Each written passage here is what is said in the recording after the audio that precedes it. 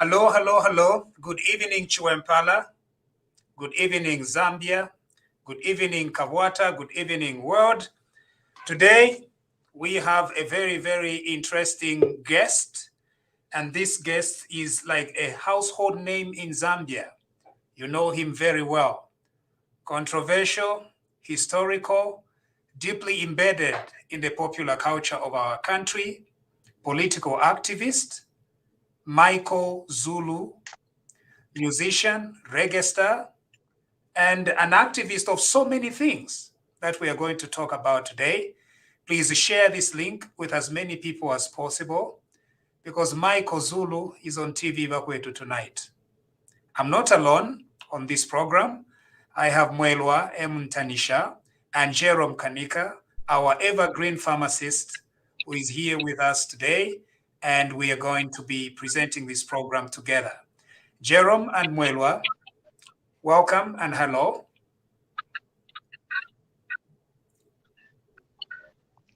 Hello, Council Musha, and good evening. I'm happy and abundant to see or to be on the same platform with Maiko Zulu. There's a lot that we need to do, especially him and me. We need to do a lot in terms of the cannabis. There is a good company that's coming in terms of cannabis that we need now to push the agenda, make sure that the government finalizes everything in terms of cultivation and all that. Anyway, we'll talk more as we go on the show. I hope you are still an advocate for legalization of cannabis.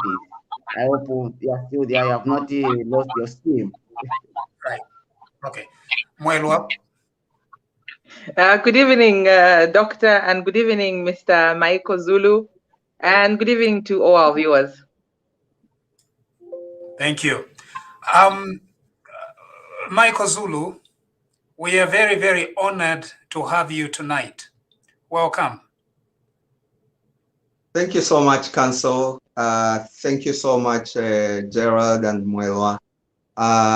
Believe me, I'm so humbled to be on Bakwetu TV and just to be on the same platform with you, honorable people. It's really humbling for me. I'm very happy. Thank you for having me.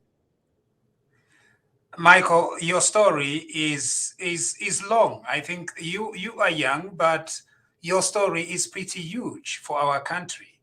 As an artist, as a political activist, as a person who has contributed immensely to our popular culture.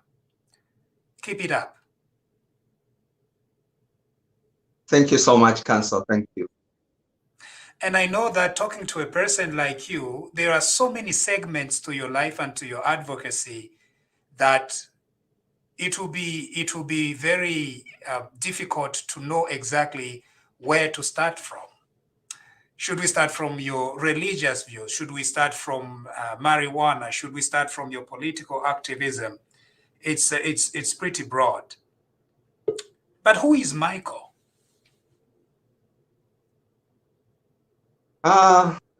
Council and comrades, viewers out there, Michael, from my own description, is this simple man born in Livingstone, raised in a middle-class setup, low to middle-class setup by mostly grandparents, and you know, growing up in the rural areas of Zambia, in the Mwachsompola area, as a goat herder, and later, you know, settling with my mother in Kabwata, which has been my hood, so to say, for so many years, and you know, now a family man, activist, musician, and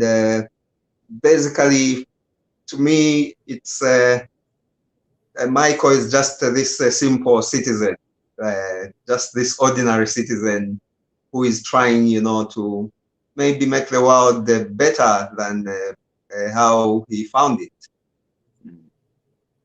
I'm from a family of what used to be 5. I'm the only survivor apparently, so it's family-wise, it's also been quite a journey for me. So I see myself as a general Zambian whose family is everybody else out there, the people I interact with. The gentleman who connected me to you, Council, Percy, is Yes. my childhood friend. So he would probably tell my story better than myself, because he has the history of how, as young boys, we used to go near the British embassy there to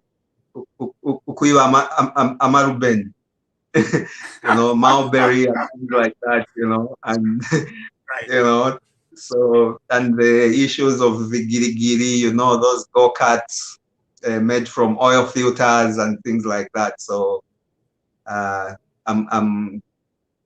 it's quite difficult for me, you know, to describe myself using my own words. Right. Let's begin with politics. You have been in political activism for some time now. Is it that you just take a position like an opposition person to any government in power? Is there any overarching philosophy that drives your politics? Which is which? We know that you were active during particularly the Mwanawasa administration, then Sata, and then Lungu, and now in the Hichilema with your advocacy. Where do you lean? Council, very interesting question, because over the years I've been labeled controversial. I've been labeled anti-establishment. You are controversial. You don't I've been But really, my inclination, in as far as the political landscape is concerned, is with the people, the general people, you know, the ordinary marketeer out there, the person on the street. And for me, from the time I had an opportunity to have a platform, maybe a better platform than just the general citizen, where I'm able to speak to one or two more people than my brother or sister next door, I decided to use that platform for the advancement, you know, of the social well-being of our people. So for me, inclination has always been on the people's side, and that is why, you know, it's over different administrations, I've been consistent with my advocacy. I've been consistent with my stand on issues, for example, issues of corruption, issues of mismanagement of public funds. I've been consistent on issues, for example, that I advocate for, people's rights. And so it's been a long journey. Obviously, when you say controversial, counsel, I may be controversial, but I think my controversy usually is within the confines of the law. Usually what I say and what I bring out in my music is what describes me as controversial. But the truth is always controversial. Justice is always controversial. Seeking for justice, especially in an era where, you know, not so many of our people have access to that justice, will always be controversial. So I humbly accept the controversial tag, counsel. Mwazirafu okukana mwasumina. Awe kabiri ichinka chili chonse mkwai chali kwata ka controversy kalia mkwai. Now, you've been in prison several times. Yes, counsel.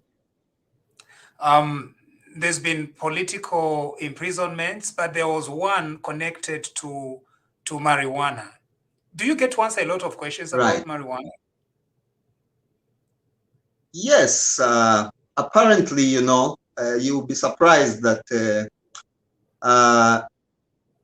my marijuana conviction, you know, brought about a number of issues. Because first of all, for me, it was an opportunity to live an inmate's life, because people outside prisons have no idea how prison life is. Not that I wanted to be arrested or anything like that. The marijuana, the arrest in itself was to some extent a violation, you know, of my privacy, because our laws, you know, apparently call you a trafficker when you possess 0.4 grams of marijuana or more. So all of us who have been convicted, who are named criminals because of a few grams of marijuana, you know, sometimes we have given ourselves a bad name to say we are traffickers. So when in actual fact we are users. And apparently I'm a Rastafarian, and in Rastafari we accept the use of cannabis for spiritual purposes.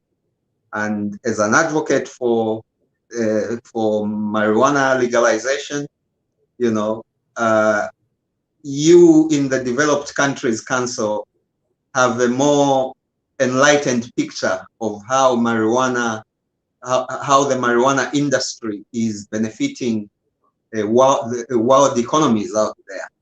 And I know that medical marijuana can be accessed in a lot of countries. I'm sure Canada should be one of them. And you know, a lot of states, a lot of different states in America have accepted, you know, and moved forward with the issue of marijuana. So yes, just like so my friends here, you know, in our not only in our country, but yes, so my friends Jerome and Will, are going to ask you more detailed questions on the themes. So what I'm trying to do is to just get a little scan of of your life. Now, when you say 0.4 grams, people might not conceptualize it. So 0.4, what is 0.4 grams? Yeah, you know, no twakwebati nangu, you know, an ordinary akamshanga tete kakwane nokwana. Akamshanga could weigh even a bit more. And that is why, you know, a lot of those who are incarcerated over marijuana today, it's over a small split, you know, maybe the size of your little finger or slightly less, you know. So it's grams, very, very minimal content. Yeah. And so then you are charged with trafficking, and that leads to imprisonment. That leads to imprisonment. As a first offender, you can be imprisoned for a period of up to 3 years. And if you are a second offender, apparently you can be imprisoned for up to 10 years. Okay. Okay, now that aside, we'll come back to that theme at a later stage. When you look at you obviously, we've lost our guest. Jerome, is it because of you, or it's because of me, or is it because of Mairwa? Or is it because of PF? I think the last reason is the cause. Number, which means in Zambia we imprison people. Akamshanga fie, even smaller than akamshanga. It's people get sent to jail for that. No, the issue is now on the percentages of the active. What can I say? The active drug itself. Jerome, the offense in Zambia is grams of marijuana, 0.4 grams of marijuana. You are trafficking. Yeah, but look, it's not about 0.4 grams. Even 0.2 grams of marijuana, you can be jailed, provided it has more than 0.3% of the marijuana itself in a layman language. You see? So they take it to lab scientists to find what is in it, to labs? Yes.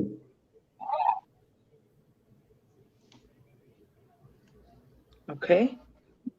And who tests the quantity? I'm very doubtful of our scientists. The quantities, I think DEC has powerful labs, actually, very powerful labs to take the percentages. So what is just needed, or what is needed, even if you have 0.1 gram, provided it's more than 0.3%, then you'll be jailed for that. But if you have 10 kg, but it's less than 0.3, no one will catch you. They'll say, go ahead and do whatever you want to do. But anyway, these are some of the issues that we need to bring out in terms of the legalization and the laws that we have in Zambia. Because once we legalize this and we have it all, like all the system being put in place, we are going to discover that we are going even to advocate for those who have been jailed because of marijuana. They need to be released, provided we do the regulations well. The problem with the term legalization is a little all over the place. I think before we even go to legalization, what we perhaps need is decriminalization of possession of small quantities of marijuana. In my opinion, that would be a better place to start. Decriminalization. Yeah. Decriminalization simply means that nobody is going to, it won't be treated as a criminal offense for a person to be found in possession of a kamshanga kachamba.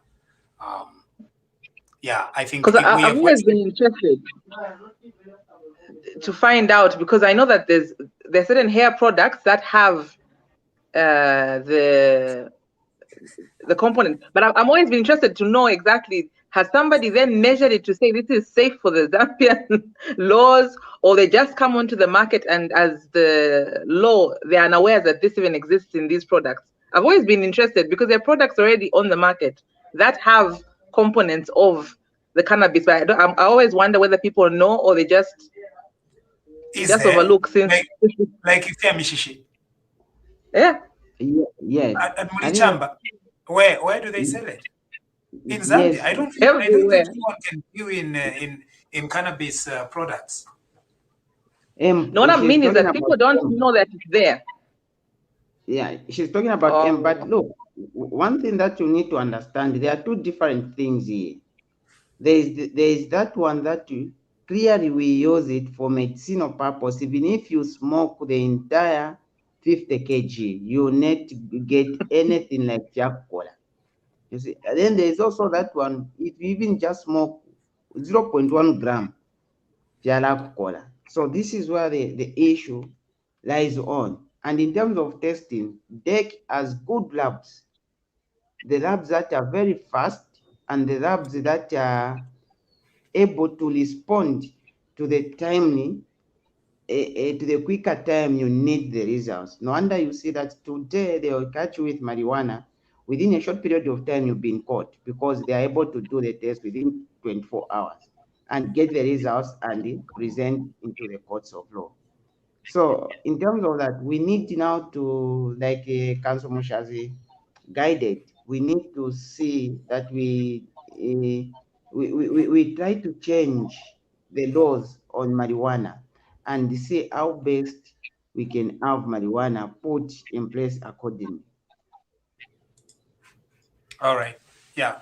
I think we need to reform things. I know that it could have been a network challenge with our guest, Maiko Zulu. We were just warming ourselves up to the marijuana thing, and then we were going to go to the politics. And unfortunately, it appears like technology.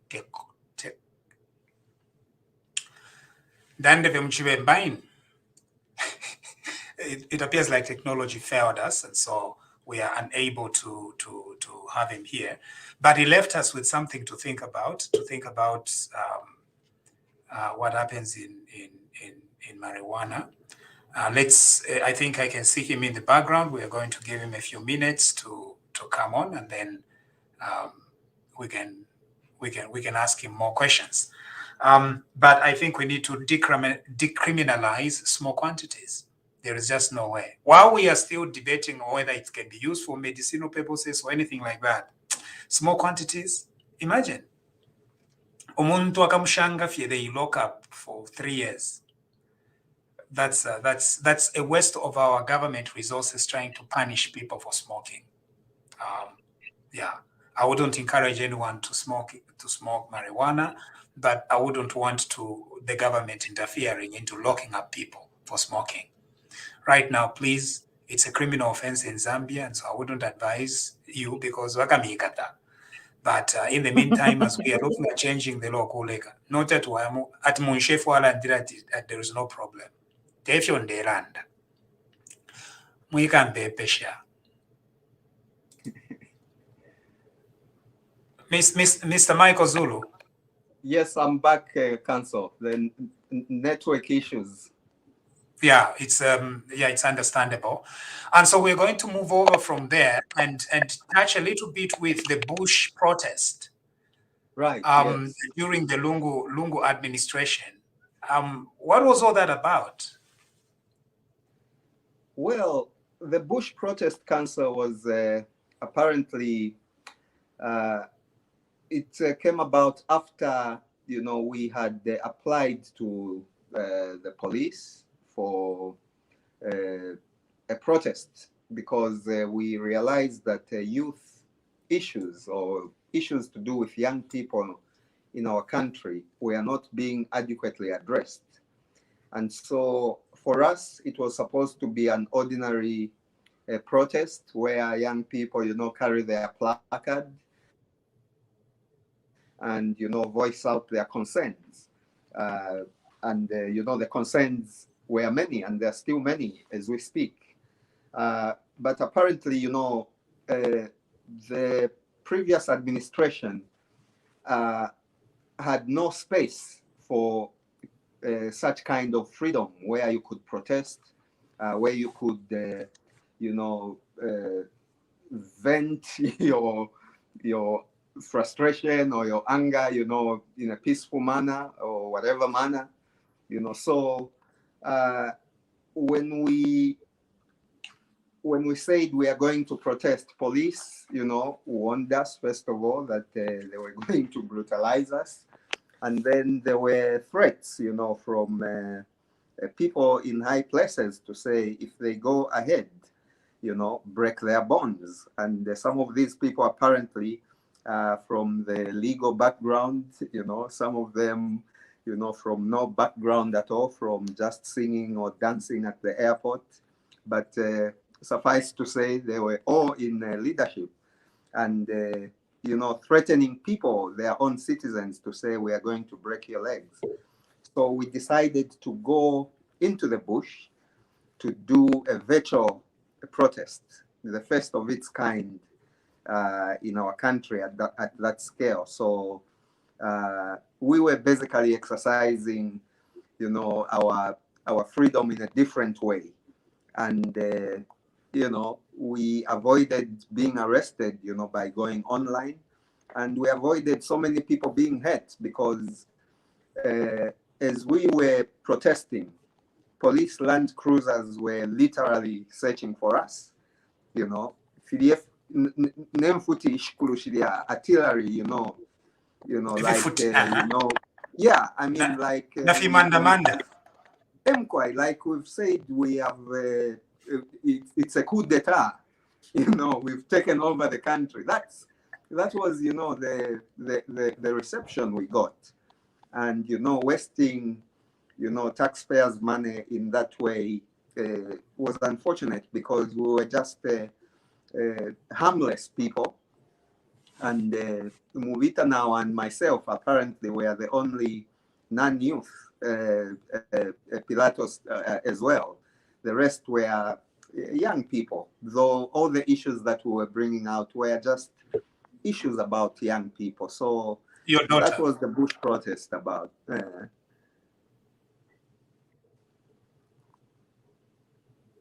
So your daughter was part of that youth group? My daughter was part of the protest, yes. And apparently, we are comrades with my daughter. She's been raised in a home of activists. The mother is a huge activist as well. And so, for her, I think coming to the bush was like actual initiation into the activism, the actual frontline. Because for some of us, we don't believe in just, a keyboard activism where Namufisama, and if time comes where we have to stand up and, go to the battlefield, we will do just that. That is what our activism is all about. 100 days of the new dawn, out of 10, what is your score? I would say I would put it at 50-50, 5 out of 10 for obvious reasons, because you know, we are coming from an era where the entire country, Council and comrades there, the entire country was polluted. It was toxic to be a Zambian. Zambia was toxic, starting from the judiciary. You know, you go to the civil service, you know, you go to the private sector. You know, our country was literally in a stench. It was stinking. You know, everything was upside down. And so, you know, to turn everything back to normal, it's going to take a bit of time and a lot of conviction. There's a lot of work to be done, because, you know, it hasn't even started. You know, everything was soiled. There were no ethics. You know, you had to, corruption was the player. Anywhere you go, whether it's a health center, you know, for a passport, you know, you always have to cater for that guy outside who you have to give someone so that roughly a passport. And it was a norm, you know. So to break that cycle, you know, it's going to take a lot of conviction, because, you know, like I posted earlier today to say, crime is like a web, you know. So it's going to take a lot of time to get rid of the criminals. Unfortunately, some of them have already spilled into the new administration, you know. So the systems will have to be looked at. It's a whole, because, you know, it's like, you know, then you just have out to tow it, you know, put it into the garage, get panel beaters, get new parts, you know. So those are the parts we need. The attitudes of the people have to change, you know. So it's we just have to be optimistic. But all in all, it's a positive 100 days. There's a lot of fresh air around. Believe me, Council, when I say I never snow, but after that inauguration, Stadium, I went home. I slept. I slept until the day. And my wife was saying, you were snoring, you know. So that is the fresh air that, you know, we are enjoying. And for some of us who are in activism, I think where the liberties are concerned now, you've seen people are protesting now, really, you know. They are not being tear gassed, you know. Students are able to protest, you know. They are not being tear gassed the way Vespers was tear gassed and met her fate, you know. So we are very optimistic. It's a very optimistic time in Zambia today.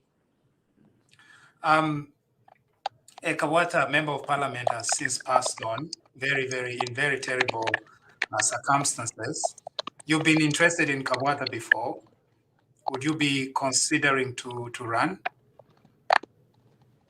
Apparently, you know, Council, a lot of people have been urging me to run for Kawata.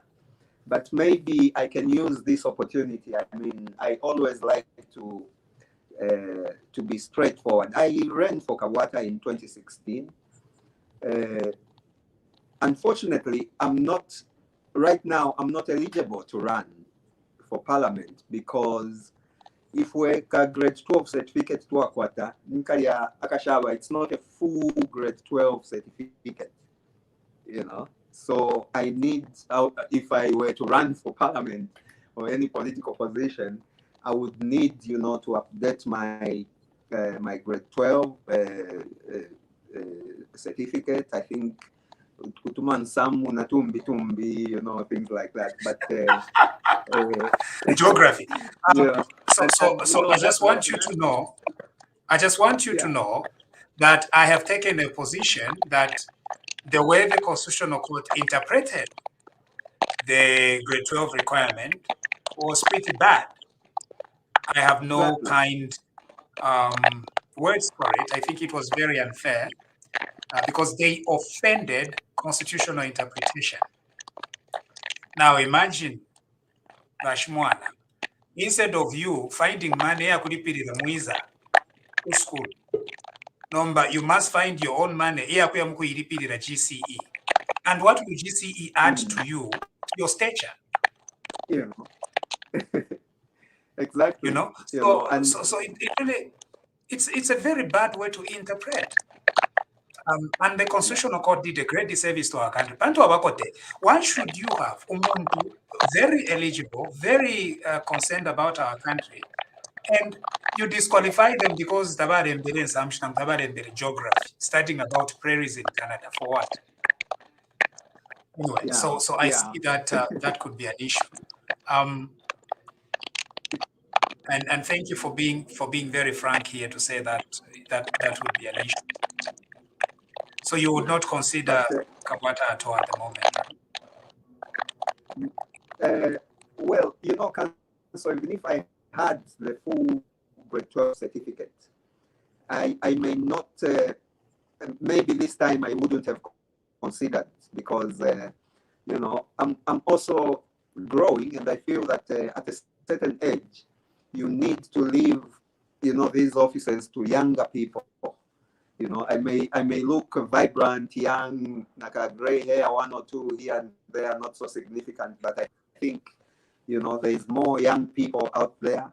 The best we can do also is to accept the fact that we cannot all be in leadership positions, because, you know, the actual leadership is on the ground. And that is why my hashtag says the revolution won't be televised. You know, the leaders are symbolic in most cases. You know, they go to parliament to drink water and, you know, feel the fresh air of the air conditions. The actual work is in Chwempara, in the market. You know, the actual work is in city market. You know, so and that is where the actual leaders are. So in future, maybe, you know, and if the people want, you know, I would consider that. But at the moment, you know, I think I'm comfortable with my activism. All right. We are on TVBAKWETU here, and our guest is Maiko Zulu, who needs no introduction. He told us a little bit about himself and about his activism and several other things. Thank you for joining us. If you are joining us here and you are wondering, who are these? TVBAKWETU. There is Jerome, there is Moelwa there. Mr. Zulu, the way we structure our program is whoever is leading, I'm leading here today. If you see me disappear for a little bit, just know that I'm still around, but we let others also. It's like a corporation. It's like a family. That's how we do it here on TVBAKWETU. And we are in different countries, different time zones, but we work together because that's what it means to be Bakwetu. And so my friend Jerome and my friend Moelwa are going to take the lead into the next segment of the discussion.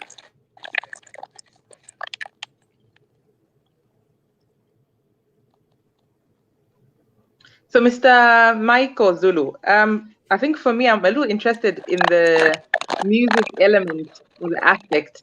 And I've always wanted to ask this question. I think I must have seen you somewhere in 2016 around I think you were campaigning at the time. And you had a canter or a tracker and some floaters, and you were by Chris Corner. And that's where I think I met you. That's a couple of years ago. But I always wondered, you know, should a musician become a politician?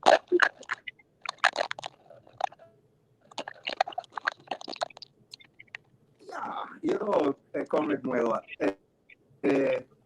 our music is reggae music. And, you know, reggae music is associated with the social, cultural aspect of the people. And so the dynamics that control reggae music are the same dynamics that you find in politics. So you find that there is a very thin line between being an authentic reggae musician and a politician, because, you know, in reggae, you know, we bring out issues that with the grassroots. We bring out issues of corruption. We bring out issues of governance. And, you know, these are issues that are cut cross in politics. So it's been, for us, our music has been like a natural, it's a natural, you know, vehicle for our activism, because what we speak about in our music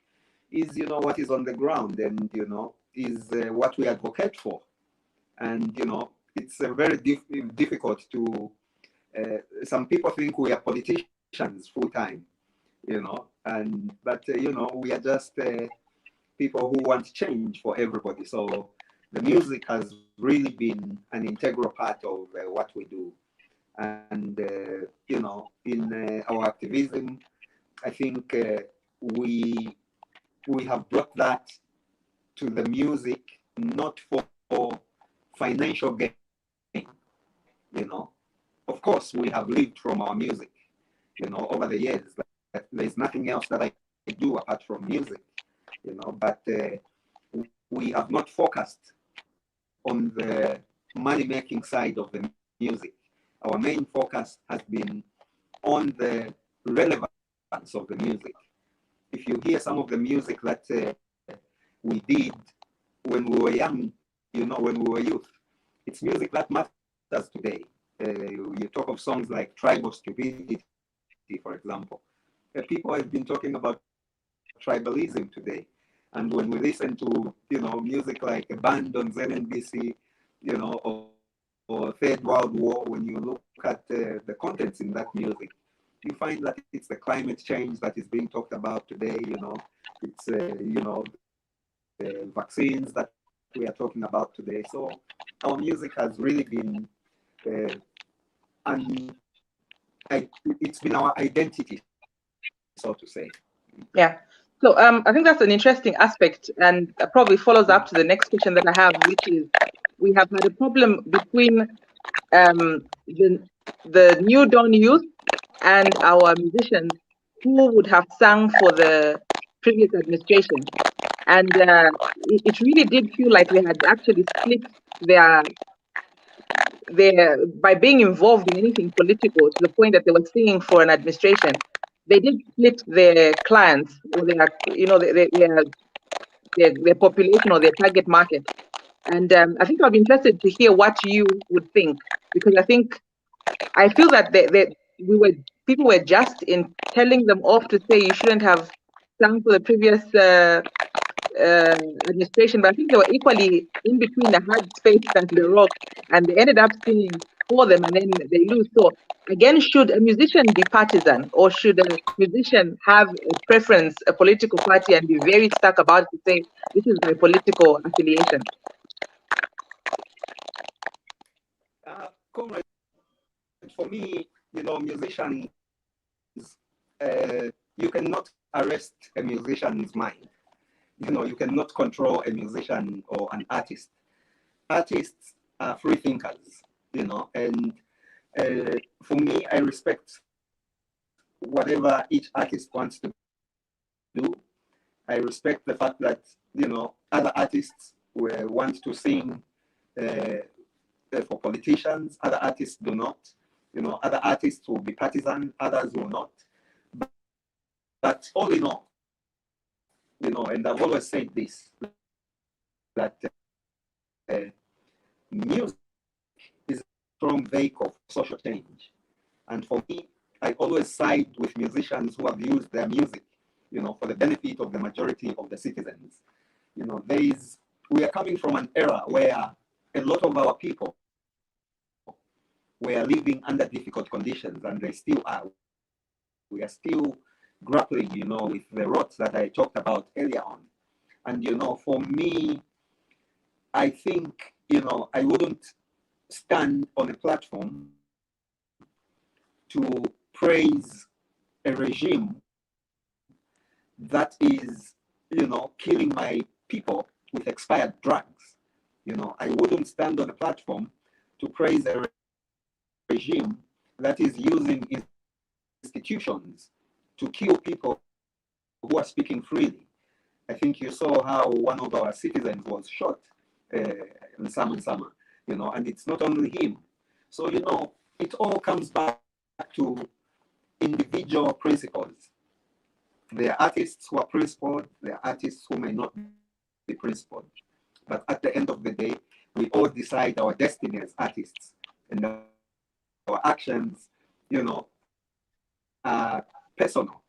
But like I say, I'm inclined more, you know, to, you know, use my music as a vehicle for positive social change, as a voice for those who may not have a voice, or those who may be under difficult circumstances. For example, people within the civil service, they have a lot to say. Yeah. Our soldiers, our policemen, they have a lot to say, but they cannot say it because of the professions they're in. So for me, if any of those people, you know, contact me and say we have these issues, I follow them up and we get the facts, you know, we act on those and we bring out, we use music, you know, to incite change rather than, you know, just for personal gain. Not that we don't gain from the music that we play, you know, let's not beat about the bush. It's business, you know. We are we are like anybody. You can hire tents. If you hire tents, you know, they don't care whether, you know, you are PF, UPNP, you are a Muslim, you are Christian. It's just a fair, you know. So sometimes in a professional atmosphere, I think when you hire the services of an artist, it must be on a professional level. All right. Well, thank you so much. I'll hand over to Mr. Jeremy if you have a question. Okay, I think before Mr. Zulu, I've seen and I've followed your advocacy concerning cannabis. And to tell you, I'm also an advocate concerning cannabis, actually. Someone who pushes that cannabis is legalized and cultivated for the purpose of the country to gain some products from the cannabis. Since in Zambia we may have some good kind of cannabis. I don't know if you know if you have followed any development that has been happening concerning cannabis in Zambia. I don't know if you have followed that. That's what I want to know.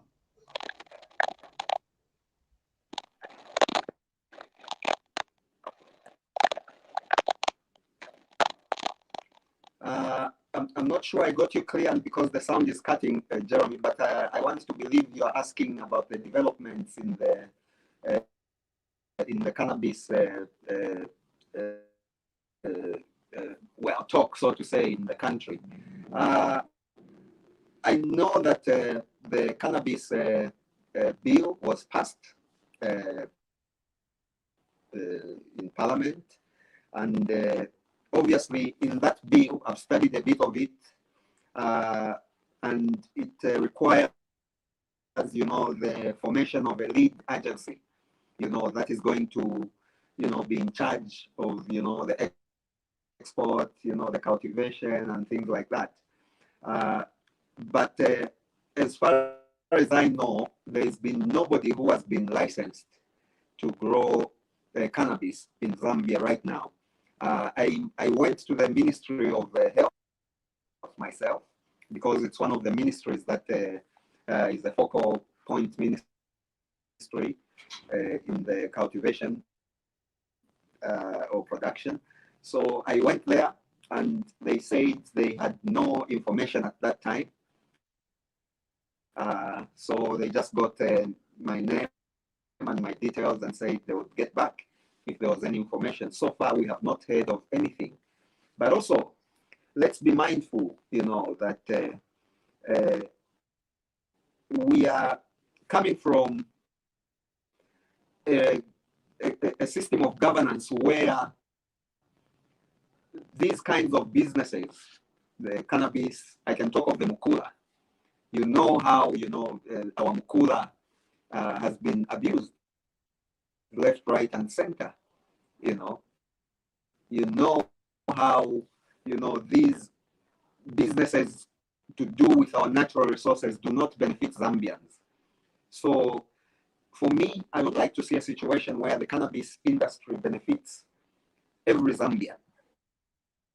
You know, our copper is not benefiting us because, you know, the children in Chiwempala should not be going hungry when there's copper in the background. You know, those children who stand at Hungry Lion in Kawe and watch copper trucks zoom by every other minute should not go hungry if our resources are well managed and, you know, well intended. So let's hope that, you know, the marijuana business is going to come down to the people, if at all.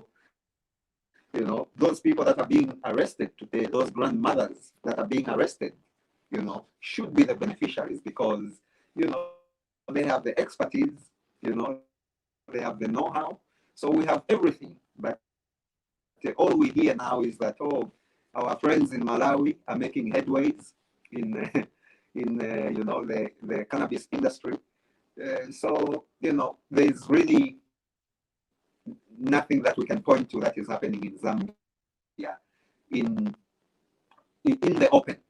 You know, you never know. Maybe some people have farms already, but we don't know. You know, we can't be surprised because we know that the houses they've built themselves before. So if they are marijuana farms, we wouldn't be shocked.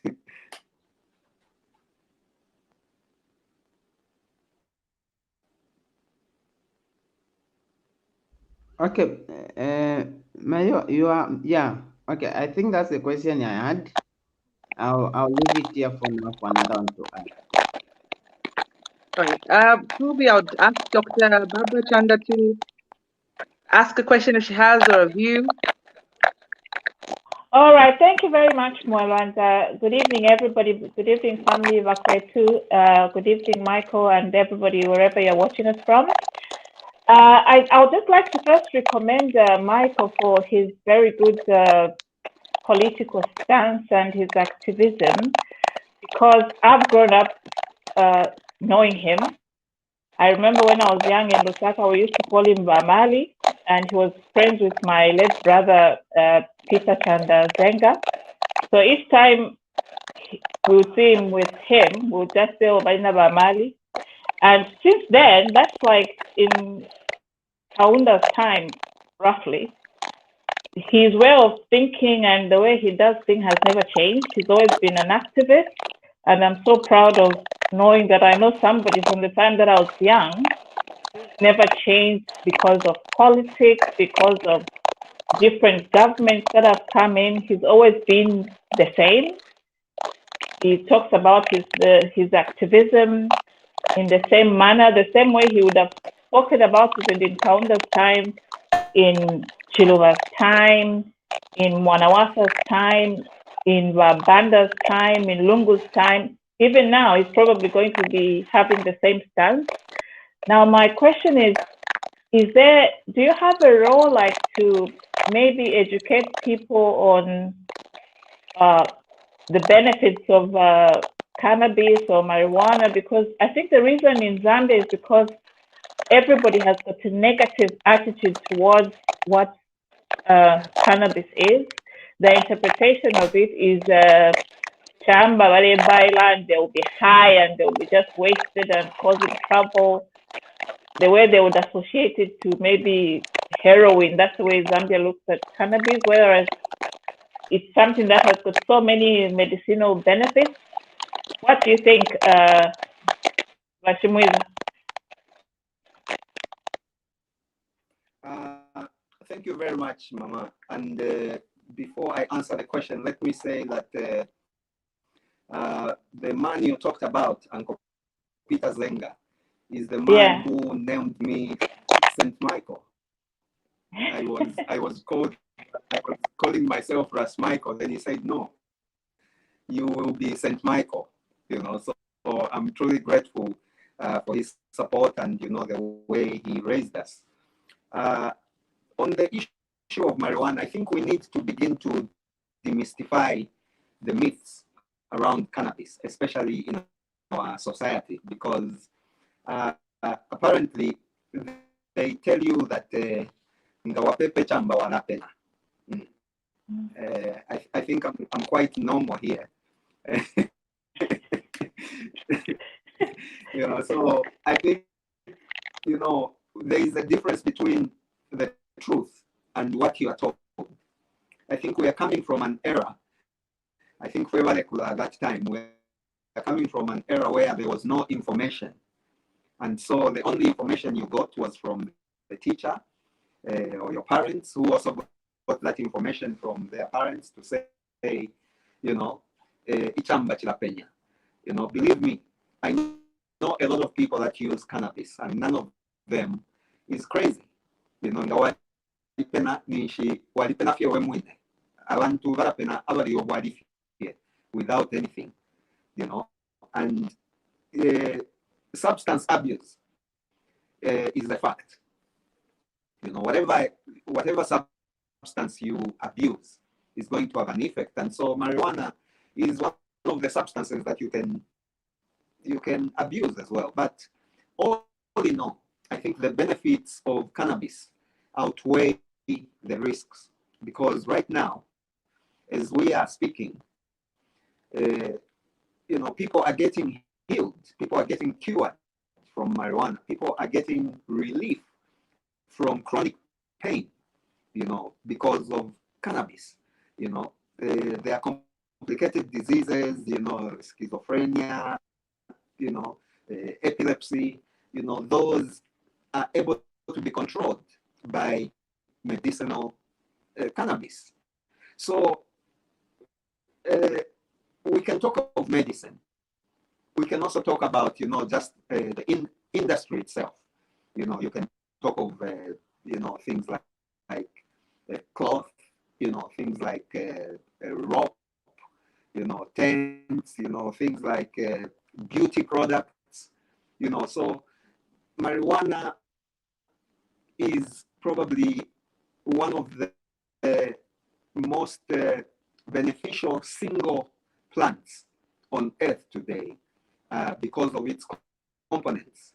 And so we need to begin to tell the people the truth than, just saying, walapena. I know that our own people, my own grandmother used to use cannabis to unblock your ears if your ears were blocked. They would put cannabis leaves and, soak them in water. Then, like and, your ears open. So it's a plant that has been with us, for centuries. It's a plant that, our own people, I'm not going to even talk about people in Canada or Kikuyu Council. I'll talk about our own people, our own Zambians. A good number of Zambians use cannabis today. And I'm saying use, not abuse. And, I know of cancer patients today,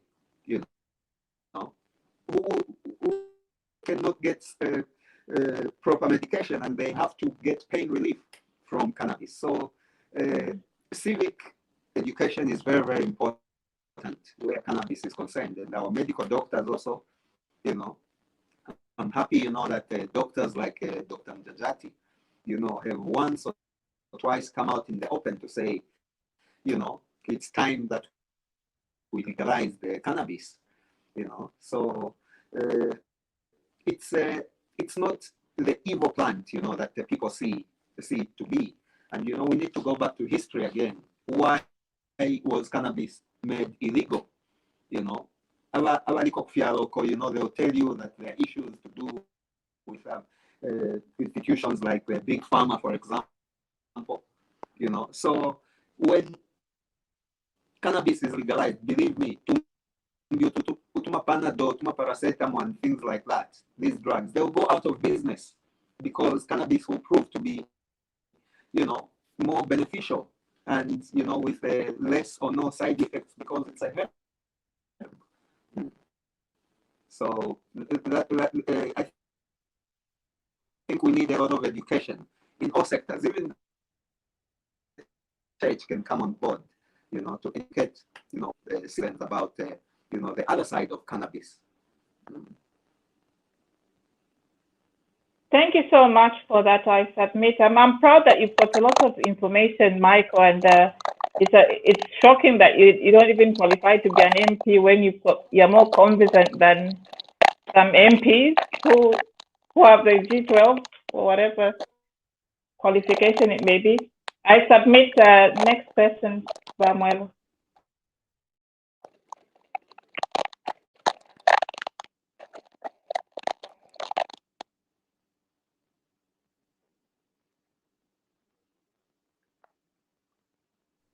But Barbara Mwelo is not on the platform. You can just go ahead. Okay, I'll pass on to our president to carry on with, managing the team. Yes, bro, how are you? Yeah. Chama, people call you Pesi. Me, Kairi ndiye amene vaziva ati pesi. Kairi that's why ndinafaka zina ya chama kusogolo. Manje bonse vangana nchitoniita na pesi. Anyway, how are you though?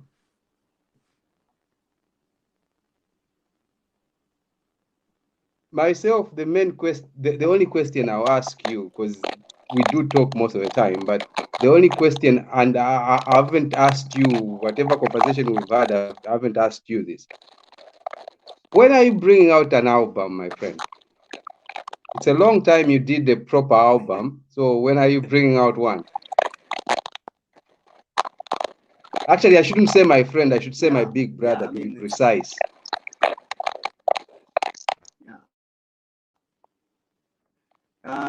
Roy, I can tell you, that, it has not been easy to work for some of us, especially in the previous regime, because, you spend a day here, you fear that, if I do something here, cadres are going to come and, attack us and things like that. So we've been, like globetrotters, so to say, but, we've been working on a number of songs, and I want to tell you already that where I live in 9 miles, we are building a studio right now to cater for the needs of the rural community out there, because it's in a rural area. So that is why, even the political side, I'm not really so much interested, because we need to build the young people artistically out there. So that is one thing we are doing, and I can tell you that we've been working very hard, even under the difficult government, to source equipment. We have a bit of professional equipment now that we are going to put in the studio that we intend to build. The building is halfway, 40-45% done, and it's a slow process, but I think we are using the law of the farmer. So we release 1 or 2, singles every now and then, but I think when we are finally settled in the next couple of years or so, then we can really sit down and begin to do albums at that level, and also the world has moved on now digitally, so we need to catch up. You and I, Chama, we come from a period where there was no internet. So we are learning the ropes also in terms of the digital platform out there, especially where the actual sales are concerned. Because you don't want to just do music for the fun of it. At my age, I need to make a bit of bread out of it sometimes. If it's not activism music, then it should be done in a manner that it's not a loss, because production of music is very, very costly, especially in our country. You need if you have to do a good video, for example, you don't need less than 15,000 watts. You know, so. But all in all, can I just add? we are still Can I just add the? and we are pushing. Can I just add something? Can I just add one more thing before I hand over to the doc? I remember one time, myself, I'll just ask you in terms of music. I won't touch any politics. I remember one time I watched you, basically, I would say you were performing as a family. When I say as a family, I mean your nieces, nephews, daughter, wife, all of you on the stage at the same time. Are we going to see that anytime soon, or now all of you you are more like entrenched in yourselves, whereby this one has got his own music he needs to concentrate on for the meantime, and my daughter has got is her own thing, and my mulam has got as her own thing, and my other nieces and nephews as well, they are chilling with their own things. How is it at the moment?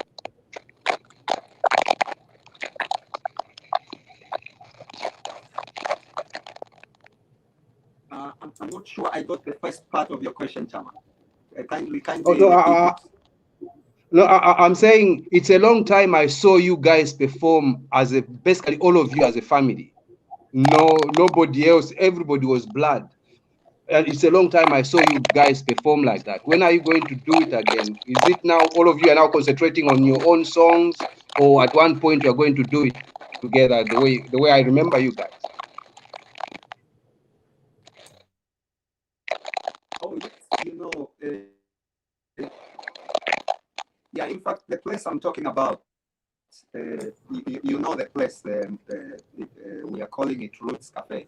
Our idea is to turn it into a concert venue, a mini concert venue, and actually we should have started this December, but you know that there's been COVID regulations that have come back again. So really, if it's not for the COVID regulations, we are geared for performance. And, for some of us, we have grown we've grown our music through live performance. We in fact, we don't do playback. So we are actually stuffed. We are hungry for stage, So we hope that, the pandemic will be controlled and we'll be able to, again, get back, to performing live, because there's nothing better than live music.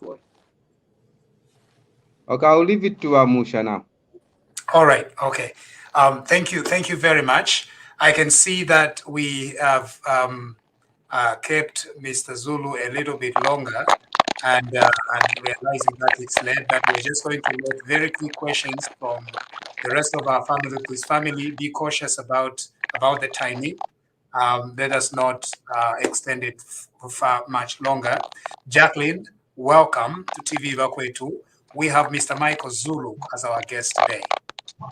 Thank you very much, Dr. Musha and hello, BAKWETU family. Dr. Musha, a big congratulations to the General. Please pass my gratitude and gladness about his appointment. Since he'll be here, I'll make sure that I visit him at the office and hopefully take a photo and share with the rest of the BAKWETU family. Michael, nice to see you after a long time. Thank you so much for the activism that you have undertaken over the years in the country. Michael, we have a very big challenge in the country right now that I think you need to take up. Our youth are indulging in a lot of drugs, and I'm sure you're aware of that. And then we have a certain nationality that is recruiting young girls from 10 years of age, abusing them and giving them drugs so that eventually they become prostitutes. I'm sure you've seen that story doing the round from actually this week. So Michael, please, if you and your team could really just help us as a nation again with your advocacy around drug abuse and speaking to the young people and trafficking of young girls, as we have seen is happening right now. And probably also, if you want an organization to support you, please do get in touch. I know that your wife has my details. I think our organization is willing to partner with you. Thank you very much, Michael, and thank you, Bakwetu. Thank you. Thank you.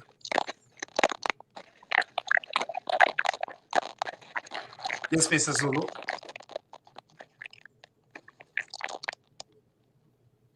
Thank you for that, my sister. I can already tell you, that child trafficking and child prostitution is a major concern, and I think as a community, as Zambians, I think we need to really find ways of mitigating this, because I think issues of using children for illicit activities are on the rise, and we need to begin to take an interest with what is happening in some of these mansions that we are seeing around, especially in our cities, because there is a lot of illicit activities that is happening behind those wall fences. Also, I want to add that we have an initiative at our very roots cafe where we rehabilitate young people who may be hooked on drugs. And you'll be surprised because we've never talked about this. This is the first time that Zambians may have an idea of this, but we've counseled a lot of young people, from all different walks of life, from rich families, from poor families, and I'm not saying that we've been the best rehabilitation, point, but I think our approach and, our openness, has helped us, reach out to so many young people in terms of discouraging them to be hooked on substances. So that is this one is a very passionate area for us. Thank you. Thank you, Mr. Zulu. Wiseman, TVBAKWETU journalist. Thank you very much, Tanso. Good evening to TVBAKWETU family, and good evening to TVBAKWETU viewers. I think for me, I will have two questions for Mr. Michael. The first question will be too personal. I don't know how I'm going to handle it. Talking about children with the lights, according to the question which Madam Jacqueline asked you, I've seen most of the JA people, they do that to their children as well. Do you get consent to them when you are trying to give them dread, or just do it for the sake of being a parent? And the second question, I think, goes to the issue of vaccines. Seeing that in Zambia there is an issue of doing vaccination, and most of the people, they are trying to mislead our people when it comes to vaccines.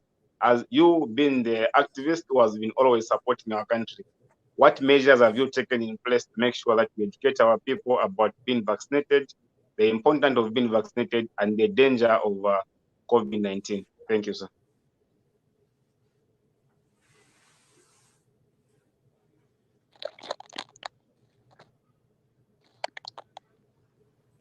Very, very wise questions from the wise man. The first question, in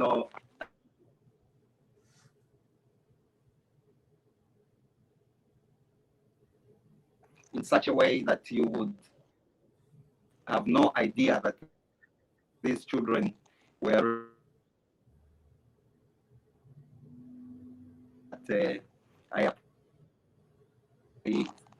when I tell you that I've never physically disciplined my children, you might not believe, and Oh, no, I think, Mr. Zulu, I think the question was on dreads. The question was on dreads. Do you just, he's asking whether your children also have dreads.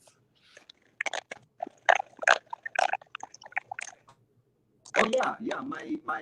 My children have dreadlocks, yes, and apparently my daughter went to a government school with dreadlocks. You know, so for me, and it's not a forcing matter. You know, it's like I said, I raise them liberally, so they decide if they think dreadlocks are good for them. They grow the dreadlocks, and you know, they've grown their dreadlocks out of their own personal wish, not that we've imposed on them. They're very free to be themselves. First of all, on the vaccine, I'm on the area of vaccination. Personally, I'm very conservative. You know, I'm very cautious with the way I approach vaccination programs, and you know, I know that as Zambia, we do not manufacture any vaccination, and therefore, you know, we depend on foreign countries to provide vaccinations, medicines, you know, medical equipment, and everything to do with our health sector. So for me, you know, I look at that as a continuation of slavery, so to say, because I think as Africans, we need to reach a point where we begin to control what we eat. We need to control, you know, the medicines that our people take. You know, of course, I'm very interested in the world getting rid of the COVID pandemic, but you know, there are serious issues there are serious questions that need to be asked and answered surrounding the vaccines. Are Africans getting the best vaccines? You know, are we getting are we priority in terms of you know, the vaccination programs, and you know, Thank you. our infection rates, for example, you know, in comparison to other countries, you know, are we right in using for Thank you, European Mr. Zulu. I think we have an issue with your mic. We have an issue with your mic. I don't know whether it's what we can do about it. Maybe. Are you getting me now, Cancer? Yeah, there is like static. There is like static, and the volume is pretty low.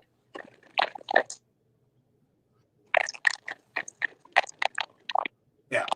I'll now go to Mr. Patrick We need to Chilufya. reestablish the connection again.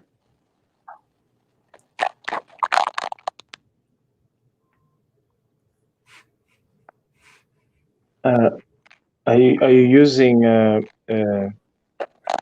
cable to connect to your mic? I'm not using a cable.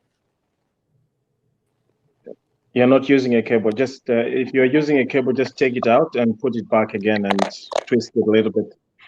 Or it's Bluetooth. I'm using the direct, not the cable. Yeah, there is pretty bad static. Mr. Chilufya, are you there? TVBAKWETU, can you hear me? Yes, we can. Yeah, thank you, Bakwetu.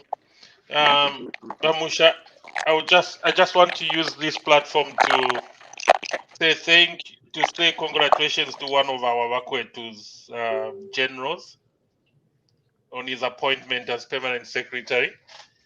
Please tell him that the name I gave him wasn't for nothing. Now he's a general now. Yeah. Yeah, but Maiko, I've followed you for quite a long time, and I admire your advocacy, your consistency.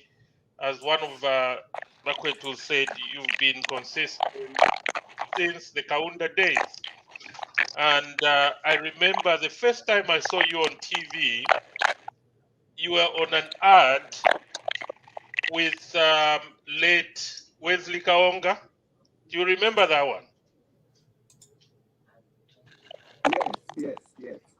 That's the first time I saw you on TV. First time I saw you on TV. But the question I wanted to ask you is, you've been advocating for marijuana to be legalized. Yeah. So marijuana is a drug, just like any other drugs, though it's in a raw form. And then you've heard about Zambians, young people now abusing drugs, or people using drugs to turn them into prostitution. So my question is, are you advocating for raw marijuana to be used, or are you advocating for medicinal marijuana? Because medicinal marijuana is being legalized in so many European countries. But the question is, if you advocate for raw marijuana to be legalized, marijuana is a drug, just like beer. If it's not controlled, if there's no enforcement to control it, then people will abuse it at the end of the day. So are you also advocating for laws to control that use of marijuana? And then I also support you. Marijuana needs to be legalized. Maybe people like doctors or pharmacists can prescribe that, because when somebody has got a condition, but not just people taking it from the garden and start using it. And also commercial marijuana can be a huge boost to our economy, as long as it's controlled and there are laws, protecting that. Thank you.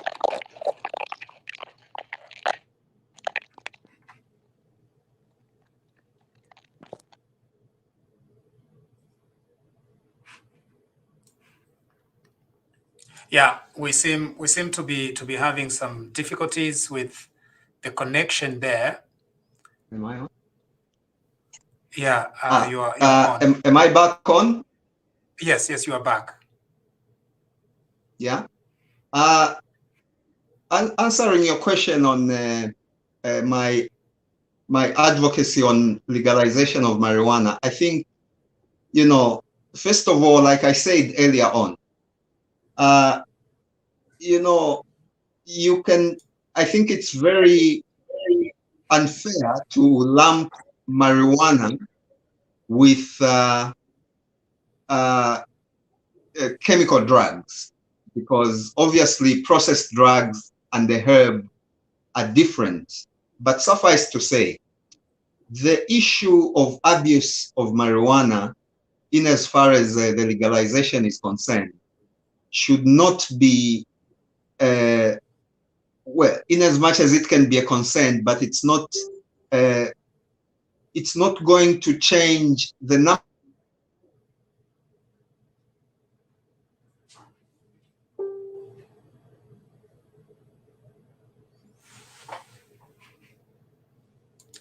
Yeah, I think we've had a connection with Comrade Maiko Zulu's connection, and we only have 7 minutes to this program, and so perhaps we can call it quits, and we will bring him back at a later time. It's been a great pleasure of having Mr. Maiko Zulu on our show here, but obviously connection problem here and there. All right. Thank you very much for having joined us. Mutozi. Chani Womusha. It has been a wonderful program despite the technology failing us somehow in Zambia. We know that our network in Zambia has really been a problem, but I hope our viewers could bear with us and forgive us. It's beyond our control. We wish we had that control. We could have actually managed to bring, we are going to advocate to put a satellite dish so that we have a proper network in the future, especially you people in the diaspora. I'm requesting you guys to organize and contact those Bill Gates and bring the satellite dish to Zambia. I think Vamkeleba, the solution is not only the satellite, we also Mm. need a fiber network, the whole Zambia. Because for us Hakuna to matata. have broadband, fast broadband, there should be fiber networks, the whole We are Zambia. only 50. How many years are we? 58 years. Is it? How old are we in Zambia from the time we got our independence? So we have 67 to. years. We should have done that. We should have So done we that have a long to. time ago. We have to give our Zambian people credit that today, at the level where we are today, we have done much more than other countries. Actually, and in African countries. So we are on the right track, but it's coming. We are there. So we just have to push and bring proper development, technology. You know, the world today has moved with technology. It was nice to talk to Rasta Maiko Zulu. It was wonderful to hear him coming up like that. And he has actually proven, he has just dismantled the constitutional judges' decisions and proven them wrong over the issue of grade 12. Listen to how articulative this gentleman is. It's not about grade 12. And Munsha, you were just right on the track. He just proved you right as well. So our constitutional court rescind your decisions. This issue, grade 12. Hey, Kulivena Lusambo, yes, you could have done something. But people like Michael, And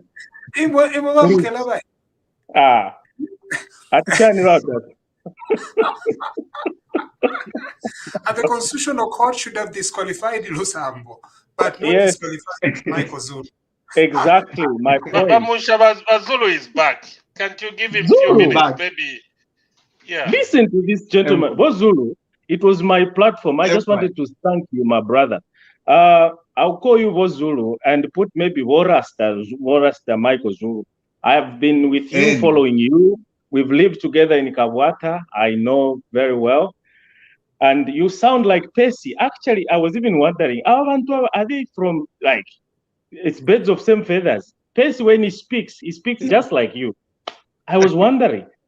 Wonderful, articulative, and we have so much proud of you, my brother. Thank you. We are so proud, and continue with what you're doing. And your wife, too, let her continue on her advocacy, on Vijuveni, Vitenge. Yes, we want her to continue. You are doing a great job, my brother.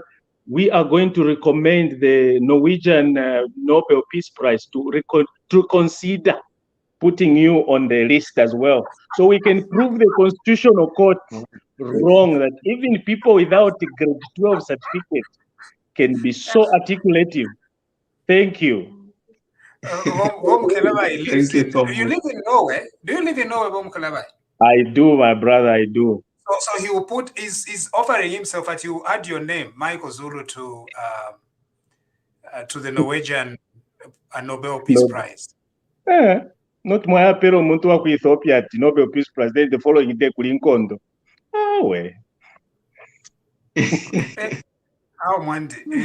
Please be governable, we beg of you to be governable. Any last words, Mr. Zulu, before we know that we had experienced a very bad connection with you, and so we want to give you an opportunity to say your last words, and then we'll be signing off. Thank you. Thank you so much, Council. I just wanted to quickly answer. I think the controversial in terms of abuse. I was saying, you know, the people that use marijuana today are not going to change. The numbers are not going to change if it was legalized. So we don't expect Council Munsha to start using marijuana because the law says so. If he wasn't on it, Canada, but I don't. Sinkani. Yeah. No, but all in all, my last words is just to really, I'm really thankful, Council and all the comrades that have participated. And,